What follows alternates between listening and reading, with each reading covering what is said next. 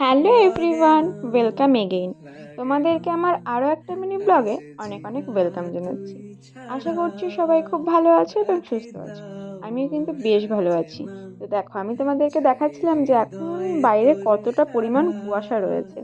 মানে বুঝতে পারছো, এটা প্রচণ্ড ভোরবেলায়। তো এখন আমি অটোতে উঠে গেছি এবং যাচ্ছিলাম একটা জায়গায়।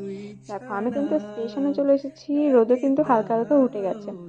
কারণ আমার বাড়ি থেকে স্টেশনের ডিস্টেন্সটা বেশ ঘন্টাখানিক। তো সেখান থেকে আস্তে আস্তে রোদ উঠে গেছিলো।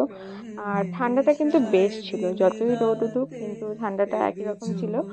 তাই আমি এখানে ওয়েট করছিলাম ট্রেনের জন্য, এবং অবশেষে আমার ট্রেনও চলে আসলো একদম ঠিক টাইমে।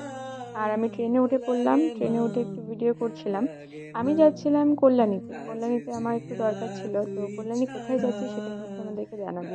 দেখো, ট্রেনটা কিন্তু সকালবেলা বেশ ফাঁকা ফাঁকা ছিল। আর এই যে চলে এসেছি।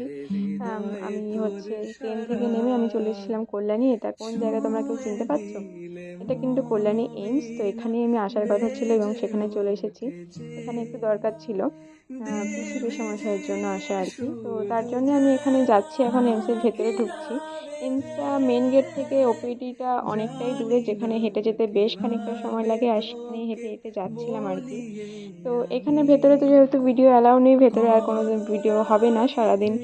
এখানেই কেটে যায় এবং বিকেল হয়ে গেছে আর আমি বাড়ি ফিরছিলাম। তো দেখো, বাড়ি ফিরতে কিন্তু সন্ধে হয়ে যাচ্ছিল। তো তারপর আবার ঠান্ডা পড়ে যায়, এবং ঠান্ডা পড়লে তো জ্যাকেট পরতেই হবে। দেখো, আমি কিন্তু ট্রেনেও চলে এসেছি। আর আজকে সারাদিনটা এইভাবেই কাটলো। এইটুকুই ভিডিও তোমাদের সাথে শেয়ার করলাম যে আমি আজকে সারাদিন কী কী করলাম। ভালো লাগলে একটা লাইক কমেন্ট করে দিও। দেখা হচ্ছে পরের ভিডিওতে। টাটা।